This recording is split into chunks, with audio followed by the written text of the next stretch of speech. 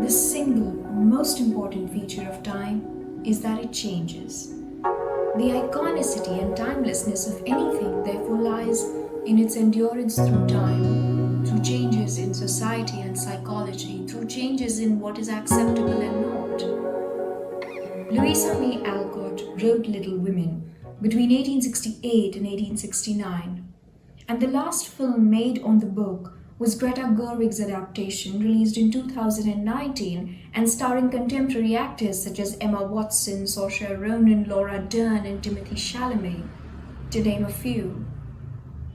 The relevance and beauty of Little Women has endured through time, through generations. Popularity of its characters extends not only to the four sisters, Meg, Jo, Beth, and Amy, but to their friend Laurie and their mother too. Although the sharpest character, perhaps because she is the protagonist, is that of Jo March. The novel is considered an English literature classic, and it has been adapted into several films and television series. Numerous analyses have been made on the book and its characters.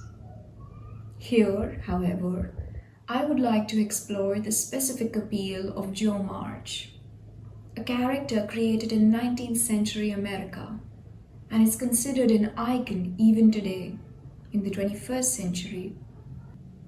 Jo March remains one of the most iconic characters in English literature, not only because her personality is so distinguished from the norm and she represented a girl who was conscious of being limited by her gender, but because she is captivating even in the 21st century.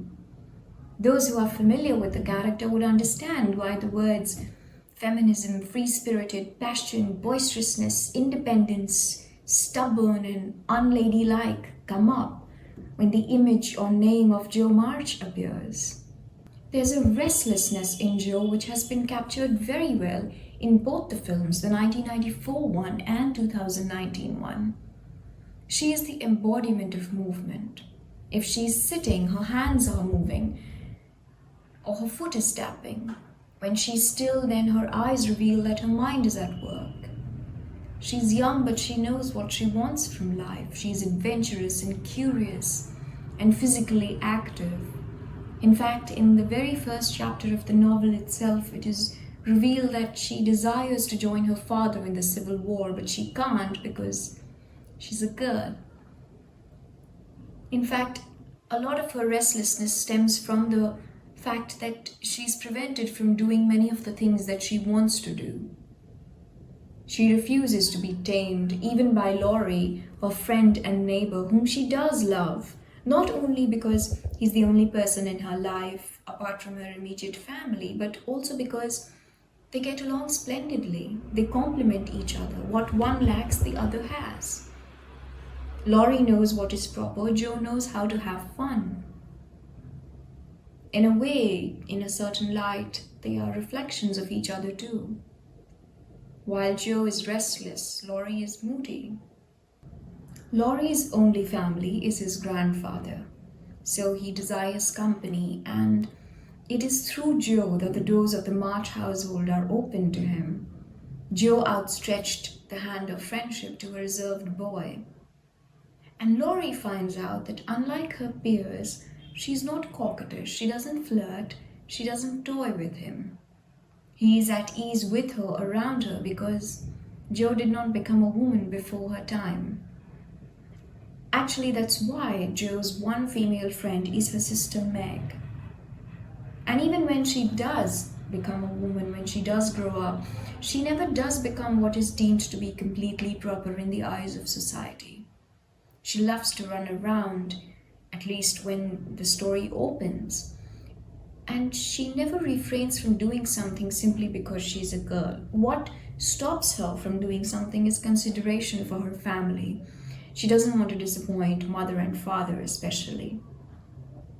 One day, when Laurie invites them over for a picnic with some of his English friends, Meg asks Jo if she has anything decent to wear. Jo replies that she's wearing her scarlet and grey boating suit because she wants to row and tramp about so she doesn't want any starch to think of. The next day, when they're leaving for the picnic, Jo comes out wearing a very large old-fashioned hat that Laurie had given to her as a joke because she had complained to Laurie once about burning her face on the hot days under the small hats that were in fashion during those days. When her sister Meg sees her in that large hat, she beseeches her to take it off because she looked like a boy in it. She tells her, "You'll make a guy of yourself in that awful hat." But Jo refuses to take it off and she says, "I don't mind being a guy if I'm comfortable." In the sequels to Little Women, we do see a change in Jo. The maturity somewhat soothes the restlessness. In fact, towards the end of the first part of Little Women, when Mr. March returns from the war and remarks on each of his daughters, he says about Jo that he sees a young woman who pins her collar straight, laces her boots neatly, and neither whistles nor talks slang, nor lies on the rug like she used to. Her face has grown gentler, her voice lower. She doesn't bounce, but moves quietly. In the opening chapter of Little Women, Jo was actually lying on the rug. When I read Little Women for the first time, I was about 13 years old. And like everybody else, I too was prepared for the Jo-Laurie happy ending. No matter what Jo said about marriage, there was nobody else that either of them could end up with, and, well, I'd never read a book in which the heroine, so to speak, did not have romantic interest by the end of the story. And like most young readers, I too was disappointed when that did not pan out. Even after Jo refused Laurie, I believed that by the end of the book she would come around. But she didn't. And I could not understand it. I could not understand the motivations of Alcott to deprive the readers of this culmination which we had been led towards all throughout the story. I was shocked, I was outraged, and I felt cheated. And I found myself questioning if it was realistic that they did not end up together. It challenged a well-established pattern, an idea in both storytelling and life. Sometimes people get along beautifully and yet do not end up together. Another aspect is that perhaps Jo knew that marriage would change her, and she did not want to be changed in the way she would be if she married Laurie. The book and Greta Gerwig's film diverge on Jo's reaction to Laurie's wedding to Amy. In the book, Jo's joy is unrestrained. In Gerwig's film, Jo takes time to warm up to the fact that Laurie is now married to Amy. This is because Gerwig has presumed details about Jo based on Alcott's life. Gerwig's interpretation of Jo carries inferences from Alcott's personal life. There are two ways to look at Jo. The first would be to read the book and draw an image of Jo March as portrayed by Alcott. The second would be to read Jo March alongside Alcott in relation to Alcott. It is said that Alcott wrote Little Women based on her sisters, and Jo March is based on Louisa, the author herself. This is the interpretation which forms the foundation of Gerwig's film, which is why her representation of Jo March is not only richer than the previous films, but also deviates from the book itself in certain places. Gerwig has taken the liberty of attributing to Jo some of her inferences on Alcott. However, all the films converge with the book on Jo's marriage to Professor Friedrich Bhaer. Jo looked up to Friedrich in the way she probably did not look up to Laurie. Friedrich taught her things she did not know. He was older to her. And Jo had already been through a little bit of a turmoil when she met Friedrich, because Meg was married. That was a change that she wasn't initially welcome towards. And then there was Beth, the fact that Amy had gone off to Paris with Aunt March, and Jo was expecting that she would get to go with Aunt March. She had always been adventurous. She wanted to explore the world, and now she couldn't. She was disappointed and frustrated. And then she goes to New York and she meets Friedrich.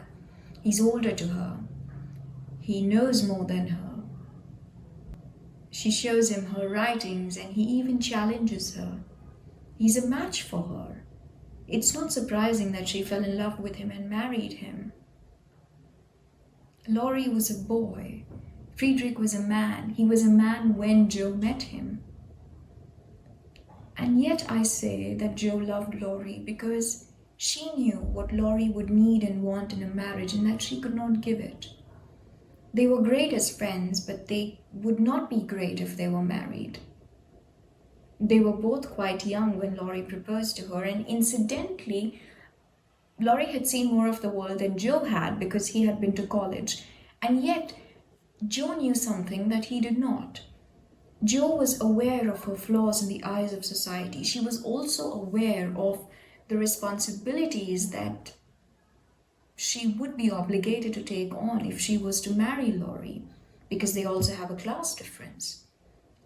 So she knew him better than he knew himself, which is inconsistent with our impression of Jo as being stubborn and childish, because it reveals a deep understanding of a loved one.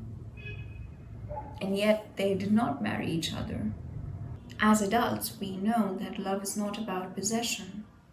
But as a teenager, it is a revolutionizing idea, the kind that turns our world upside down. And it raises many following questions. How do we define love then? Is it selflessness?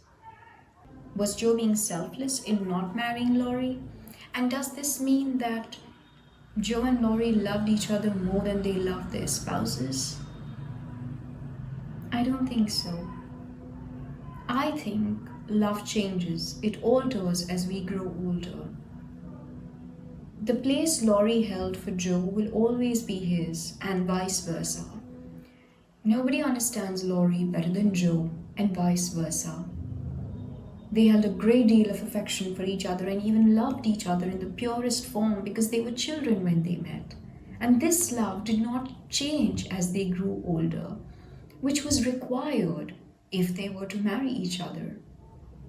And that is why they could marry other people and love them as they should their spouses. It could even be considered respectful of the relationship that they did share, that they did not change it. Despite the years, despite their growth as individuals, their friendship remained unaltered. It makes me think if it shows the strength of the original bond. We are so used to the idea of friends growing into lovers, and while friendship is one of the best foundations to build love on, an unconditional and staunch adherence to this idea can also burden a friendship. Marrying Laurie was the easy thing to do, but she wasn't sure if it was the right thing to do. Should she do what is right for her, or should she do what was expected of her? And this has been Jo's struggle in every aspect of her life. And it is in this struggle that her mother has played a pivotal guiding role. The relevance and beauty of Jo March has sustained through the inevitable changes brought on by time, because the essence of her character is her inner conflict, which is a universal struggle. Every individual has to face this conflict at least once in their life. With that, we conclude this video essay on Jo March. Do subscribe if it's helpful. Thank you for watching, and I'll see you next time.